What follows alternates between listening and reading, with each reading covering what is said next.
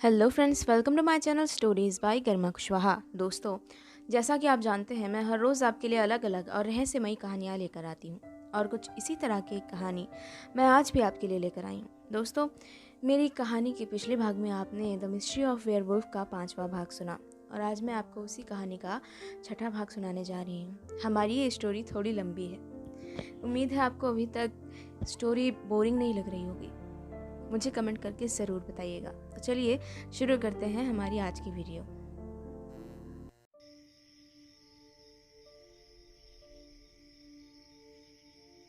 और आखिर आप ये बात कब तक और कैसे छुपा पाएंगे कि घाटी का वो शैतान और कोई नहीं बल्कि आप ही हैं, इस हवेली के मालिक। मुझे नहीं पता, मुझे बस अपना बेटा ढूंढना है। पता नहीं वो कहाँ जाकर छुप गया है। आपको कैसे पता है कि वो जिंदा है? अगर वो जिंदा ना हुआ तो? और इस शाप से आप खुद को कैसे, मुझे तो कुछ समझ नहीं आ रहा है। वो दोनों बात कर ही रहे थे कि इतनी देर में दरवाजे के बाहर से कोई चीज़ गिरने की आवाज़ आई। हाँ देखो, क्या क्या बाहर बाहर कोई है? क्या क्या हमारे अलावा कोई और भी जगा हुआ है? हुजूर, आमतौर पर ऐसा होता नहीं है। मैं बाहर जाकर देखता हूँ। आपको यहाँ से जल्दी निकल जाना चाहिए। मैं आपके खाने के लिए कुछ कुछ ले आता हूँ। नहीं, उसकी ज़रूरत नहीं है। मैं निकलता ही हूँ यहाँ से। कहीं किसी को शक हो गया तो मुसीबत आ जाएगी। ठीक है हुजूर, जैसा आप ठीक समझें। इतना कहने के बाद वहाँ आया हुआ वो इंसान बहुत खामोशी के साथ घर से बाहर चला गया, जितनी खामोशी के साथ वो वहाँ आया था। उसके जाने के बाद घर का नौकर फिर से दक्षिणी इलाके में आया और उसने वहाँ जाकर फिर से दरवाजे को एक बार पहले की तरह बंद कर दिया। पर साथ ही उसे एक बात अजीब लगी। आखिर ये ताला अपने आप कैसे खुला हुआ था? मैंने तो कल यहाँ ताला लगाया था। उसके बाद वो वापस अपने कमरे में चला गया आराम करने। विलियम ने थोड़ी देर इंतज़ार किया और उसके बाद उसने फिर से उसी चांदी की टूथपिक से ताला खोलने की कोशिश की और कुछ देर कोशिश करने के बाद ताला खुल गया। उसने फ़ौरन विक्टर को बाहर निकाला। विक्टर बाहर आया तो वो पसीने से पूरी तरह नहाया हुआ था और उसकी सांसें फूल रही थी। विक्टर, क्या तुमने अंदर कुछ देखा? वो कौन था, कुछ पता चला? मेरी तो जान जान निकल गई थी। विलियम, यहाँ कुछ तो बहुत अजीब चल रहा है। क्यों, क्या हुआ? मैं नहीं जानता। वहाँ किसी की लाश है। किसी की लाश? हाँ, किसी की बुरी तरह से सड़ी हुई लाश। उस पर कीड़े रेंग रहे हैं। और वो इंसान जो यहाँ आया था, नौकर की बातों से मुझे अजीब महसूस हुआ। उसने उसने कहा कि वो इस रियासत का मालिक है और यहाँ का मालिक तो एक ही इंसान है, मिस्टर हैरिसन। हाँ, मिस्टर हैरिसन। और वो गुमशुदा है। पता नहीं वो जिंदा भी थे, पर ये और कोई नहीं हो सकता, क्योंकि उसने, जानते हो उसने क्या कहा? उसने कहा कि उसे उसके बेटे को ढूंढना है। अब हमें किसी तरह उसके बेटे का पता लगाना है। कल कल चांद की रात है। मैं ये काम कल ही करूँगा। मुझे एक साथ दोनों बातें पता चल जाएंगी कि आखिर इन चीज़ों के पीछे क्या रहस्य है। पर कहीं अगर उसने तुम पर हमला किया तो? कहीं तुम्हें चोट लगी तो? अगर सच में वैसा कुछ हुआ तो क्या होगा विक्टर? देखो, हम दोनों जानते हैं कि ये सब सिर्फ पुरानी मनगढ़ंत कहानियाँ हैं, पुरानी मिथक है जो सच नहीं हो सकती। इन चीज़ों की गवाही विज्ञान नहीं देता है। अगर ऐसा कुछ है भी तो वो किसी तरह का मानसिक रोग या फिर ऐसा ही कुछ है, या लोगों को डराने का कोई तरीका ताकि लोग घाटी की तरफ जाए ही नहीं। मुझे नहीं पता विक्टर, पर पता नहीं क्यों मुझे अजीब घबराहट सी हो रही है। वो लाश, उनका बेटा, मिस्टर टॉलवुड की मौत। हम यहाँ मिस्टर टॉलवुड का केस सुलझाने आए हैं तो उसी पे ध्यान देते हैं ना। हाँ जानता हूँ, पर मिस्टर टॉलवुड का केस भी इस रहस्य से अछूता नहीं है। मैं जानता हूँ कि उनकी मौत शैतान की वजह से नहीं हुआ। तुम जानते हो कि ऐसा नहीं है, पर गांव वालों का क्या? उनके दिमाग पर जो पर्दा पड़ा हुआ है उसे तो हटाना चाहिए ना। और आखिर ये शैतान है कौन, उसका भी तो पता लगाना चाहिए, है ना? हाँ, ठीक कह रहे हो। मैं भी तुम्हारे साथ चलूँगा। नहीं, तुम्हें चलने की ज़रूरत नहीं है। मैं अकेला काफ़ी हूँ। तुम बस मेरे लिए इतना काम करना कि मिस रोज़ेटा की ज़मीन के बारे में जितनी ज़्यादा हो सके उतनी जानकारी निकाल कर मुझे दो, प्लीज़। ठीक है, फिर भी मैं शाम को तुम्हारे साथ चल सकता हूँ ना? नहीं, उसकी ज़रूरत नहीं है विलियम, प्लीज़। तुम मेरी इतनी मदद कर दे रहे हो उतना ही काफ़ी है। ठीक है, अगर तुम, पर मैं तुम्हारे साथ आना चाहता हूँ विक्टर, प्लीज़।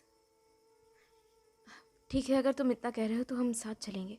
हमें वहाँ मिस्टर हैरिसन के बेटे को ढूंढना ही होगा किसी न किसी तरह। मुझे लगता है उसे हम पर शक हो गया, इसलिए अब वो अपने घर वापस नहीं आएगा। इसलिए हमें उसे ढूंढ निकालना होगा हर हालत पर। अगर उसका बेटा हमारे पास होगा तो वो उससे मिलने ज़रूर आएगा, क्योंकि वो उससे ही ढूंढने के लिए जंगल में भटक रहा है।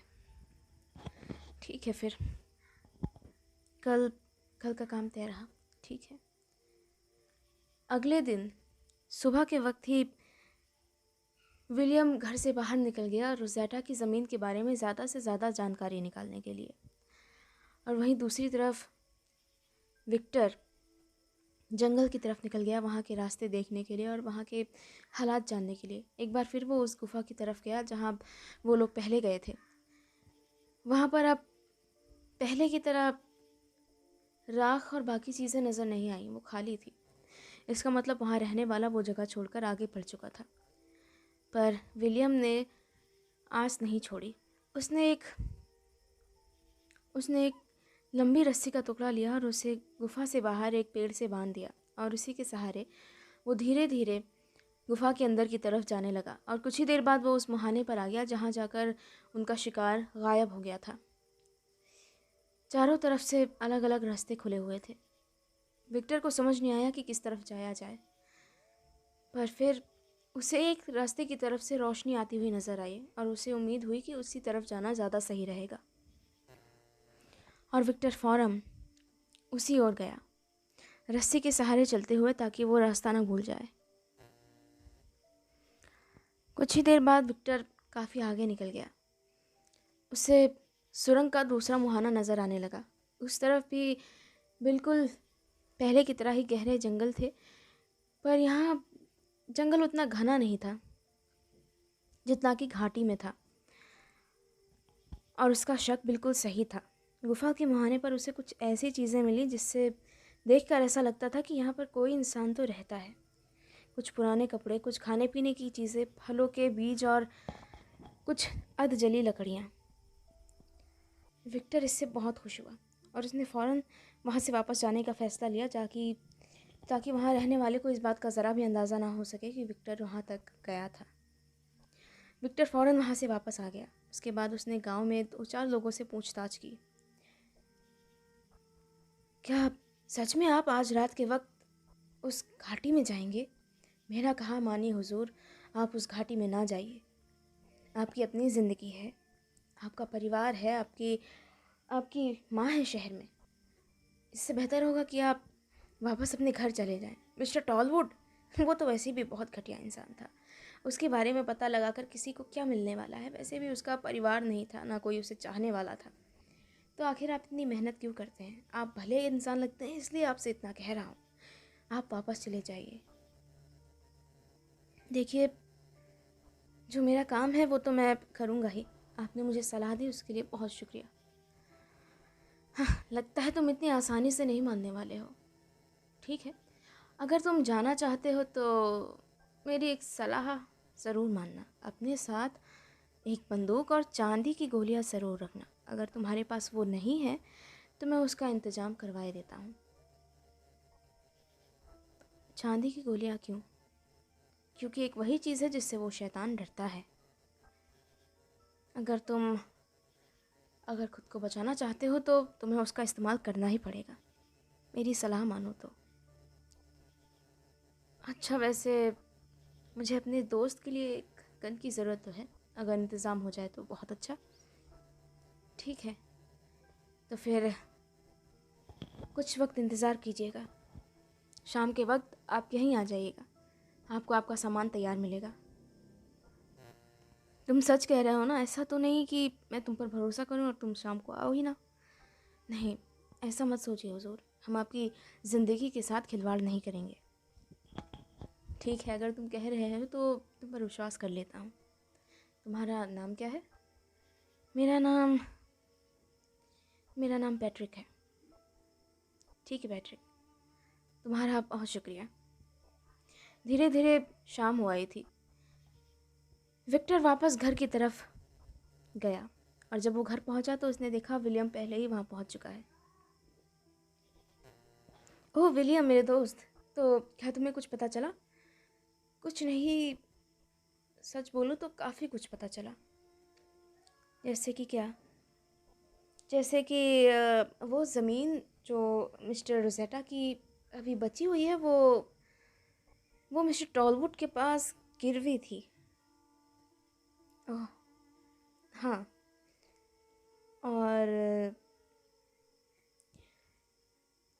और इसके अलावा दो तीन चीज़ें, यही कि रोज़ेटा भी मिस्टर टॉलवुड से नाराज़ ही रहती थी। गांव में एक साथ रहने के बावजूद उन दोनों की ज़रा भी बातचीत नहीं होती थी, और शायद ये भी कि मिस्टर टॉलवुड ने रोज़ेटा की ज़मीन हड़प ली थी। और इस बात से रोज़ेटा वाकई बहुत उदास थी। और इतनी सारी चीज़ें काफ़ी होती हैं मर्डर के लिए। अब बस हमें अपने दोनों सस्पेक्ट्स का बयान चाहिए ताकि हमें पता चल सके कि कौन सच बोल रहा है और कौन झूठ बोल रहा है। ठीक है, फिर हम यही काम करेंगे बहुत जल्द। फिलहाल हमें आज शाम के लिए तैयारी करनी होगी। मेरे पास मेरी गन है, पर तुम्हारे पास नहीं है, और इसलिए मैंने तुम्हारे लिए एक गन का बंदोबस्त कर लिया है। बस आज शाम को ही हमें उस इंसान के पास जाना है। उम्मीद है वो हमें धोखा नहीं देगा। उसका नाम पैट्रिक है और वो तुम्हें गन दे देगा और कुछ सिल्वर बुलेट्स। यहाँ के लोग मानते हैं कि उस शैतान से सिल्वर बुलेट से ही लड़ा जा सकता है, तो वो तुम अपने पास रखना। और हमें रोशनी के लिए भी कुछ साधन देखने होंगे, क्योंकि जानते हो ना जंगल में कितना अंधेरा होता है। वैसे तो आज चांदनी रात है, इसलिए इतनी मुश्किल होनी नहीं चाहिए, पर फिर भी तुम ठीक कहते हो। फिर चलो चलते हैं। कुछ ही देर बाद वो दोनों फिर से गांव के इलाके में थे। उन्होंने तय जगह पर पैट्रिक से मुलाकात की और पैट्रिक ने फ़ौरन ही उन्हें वो सिल्वर बुलेट्स और उनकी पिस्टल दे दी। ठीक है, तुम्हारा बहुत शुक्रिया मेरे दोस्त। इतना कहकर वो दोनों जंगल की तरफ निकल गए। अंधेरा ढलने लगा था और धीरे धीरे चांद आसमान में ऊपर आने लगा था। आज से पहले इतना सन्नाटा गांव में विलियम या विक्टर में से किसी ने नहीं देखा था। घर के सारे दरवाजे अंधेरा ढलते ही बंद हो चुके थे। सड़क पर एक भी इंसान नजर नहीं आ रहा था, कोई बग्घी वाला भी नहीं। चारों तरफ इतना सन्नाटा हो मानो वो लोग अचानक ही मुर्दों की नगरी में आ गए हों। यहाँ तक कि गांव वालों ने अपने घर की सारी रोशनियां भी बंद कर रखी थी, न जाने क्यों। बाप रे, ये सब देखकर तो लगता है कि वाकई मामला काफ़ी गंभीर है विक्टर। जानता हूँ, इसीलिए तो इतनी तैयारी करके चल रहे हैं। चलो फिर। वो दोनों चलते चलते जंगल पहुँचने लगे और जंगल में जाते ही उन्हें एक अजीब से घबराहट होने लगी। जंगल में भी गांव की तरह ही सन्नाटा था। सारे पशु पक्षी बिल्कुल खामोश थे। बस हवाओं की आवाज़ आ रही थी जो पेड़ों के पत्तों से टकराकर आवाज़ पैदा कर रही थी। अंधेरा ढल गया था। झिंगुरों की हल्की आवाज़ से पूरा जंगल गूंज रहा था।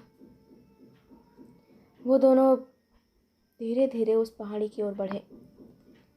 विलियम, मैंने आज ही सुबह इस पहाड़ी पे उसी गुफा के अंदर आगे जाकर पता लगाने की कोशिश की थी, और मुझे आगे कुछ ऐसा मिला जिससे मुझे उम्मीद लगी कि वहाँ पर वो लड़का हमें मिल सकता है। तो पहले हम वहीं जाएंगे और वापस होते हुए अगर कोई शैतान वाकई है तो उससे भी निपट लेंगे।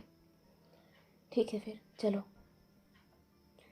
अंधेरा बहुत था और उस खड़ी पहाड़ी पर चढ़ना भी बहुत मुश्किल था, पर उन दोनों ने काफ़ी मेहनत करके उस पहाड़ी को पार किया और उस गुफा के अंदर पहुँचे।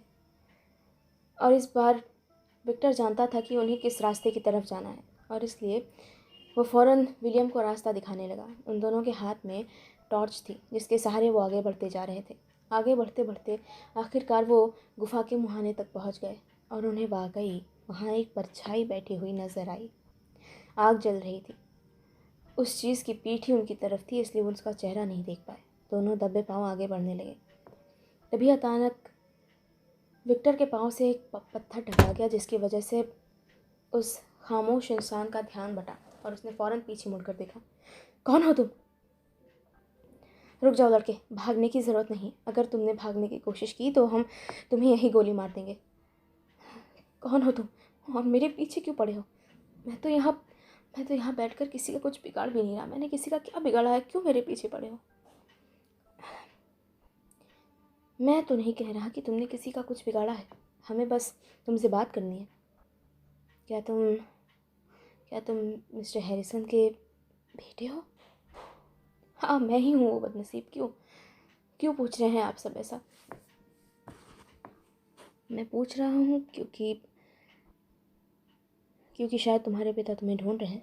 हाँ, जानता हूँ वो मुझे ढूंढ रहे हैं, पर उनके करीब जाने से डर लगता है मुझे। डर लगता है? क्यों? वो शैतान। क्या? हाँ, वो शैतान में बदल चुके हैं। आखिरी बार जब मैंने उन्हें देखा, मैं उनसे मिलने वाला था। मैं उनसे बात करना चाहता था। मुझसे गलती हो गई थी। मैं ऐसा नहीं करना चाहता था। गलती से मैंने उनकी तिजोरी से कुछ पैसे चुरा लिए, और मैं बहुत घबरा गया। उनसे बताने की हिम्मत नहीं हुई। वो बहुत नाराज़ होते। मेरी अचानक ही नशे और जुए की लत पड़ गई थी, और मैं वाकई उससे छूटना चाहता था, पर जानते हो ना, ऐसी आदतें जल्दी नहीं छूटती। मुझे कुछ समझ नहीं आया कि क्या करूं, और इसलिए मैं यहाँ भाग आया, क्योंकि यहाँ लोग नहीं आते हैं उस शैतान की वजह से। और कुछ दिन बाद वो मुझे ढूंढते हुए यहाँ आ गए। उस रोज़ भी ऐसे ही चांदनी रात थी। पूरा चांद आसमान में चमक रहा था। और फिर वो तीनों बात कर ही रहे थे कि तभी अचानक जंगल में एक खौफनाक आवाज़ बहुत दूर तक हवाओं को चीरती हुई सी निकल गई। अरे नहीं, अरे नहीं, ये वही है। ये मेरे पिता ही हैं। अब क्या होगा? तुम लोग यहाँ से चले जाओ प्लीज। अगर उन्हें तुम्हारी गंध मिल गई तो वो पक्का यहाँ आ जाएंगे, और अगर वो यहाँ आ गए तो फिर मुझे जिंदा नहीं छोड़ेंगे। तुम यहाँ से चले जाओ प्लीज़। मैंने तुम्हारा क्या बिगाड़ा है? प्लीज़। देखो लड़के, हम जानते हैं तुम डरे हुए हो, पर परेशान मत हो। हम तुम्हें बिल्कुल सुरक्षित तुम्हारे घर तक पहुँचा देंगे। हम इन दिनों तुम्हारे ही घर पर ठहरे हुए हैं, इसलिए चिंता की कोई बात नहीं है। हमेशा तुम्हारे साथ हमें से कोई ना कोई रहेगा, और तुम्हें किसी तरह का नुकसान नहीं होगा। हम पर भरोसा करो और हमारे साथ वापस घर चलो। शायद सब कुछ ठीक हो जाए। चलो हमारे साथ। मैं नहीं आऊँगा। मैं कहीं नहीं जाऊँगा, और आज की रात तो खास कर नहीं। मैं यहाँ से कहीं नहीं जाने वाला हूँ। तुम लोग यहाँ से चले जाओ, वरना मैं यहाँ से छलांग लगा दूँगा। अगर तुम ऐसा ही चाहते हो तो लगा दो छलांग। हमें कोई फ़र्क नहीं पड़ता। वैसे भी गांव के लोग यही समझते हैं कि तुम मर चुके हो। अगर तुम हमारे साथ चलोगे तो हो सकता है कि सब कुछ पहले जैसा हो जाए। तुम्हारे पिता इन दिनों घर से गायब चल रहे हैं। उनकी गैर हाजिरी में घर को संभालने के लिए कोई तो चाहिए। शायद तुम वापस आ जाओ तो वो भी वापस आ जाएं। पर मैं आपका विश्वास कैसे कर लूँ? हमारा विश्वास करो। हम दोनों लंदन से आए हैं यहाँ मिस्टर टॉलवुड के कत्ल के बारे में जानकारी जुटाने, और हमारा काम होते ही हम वापस चले जाएंगे। यहाँ किसी से भी कोई लेना देना नहीं है हमारा। पर आज की रात अगर वो हमारे सामने पड़ गए तो हम में से किसी को जिंदा नहीं छोड़ेंगे, तुम दोनों को भी नहीं। देखी जाएगी। फिलहाल तुम मेरे साथ चलो। ठीक है। उस लड़के को देखने पर पता चलता था कि वो किस कदर सूख गया था जंगल में रहने की वजह से। ना उसे ढंग से कुछ खाने को मिल रहा था, ना ही रहने की जगह, और ना ही पीने का साफ़ पानी, और इसलिए उसकी हालत साफ साफ नज़र आ रही थी। वो तीनों ही बड़ी मुश्किल से उस खड़ी चट्टानी पहाड़ी से नीचे उतरे, उसके बाद जंगल का रास्ता पार करने लगे और एक बार फिर से वो दिल को दहला देने वाली आवाज़ पूरे जंगल में गूंज गई। तुमने वो सुना?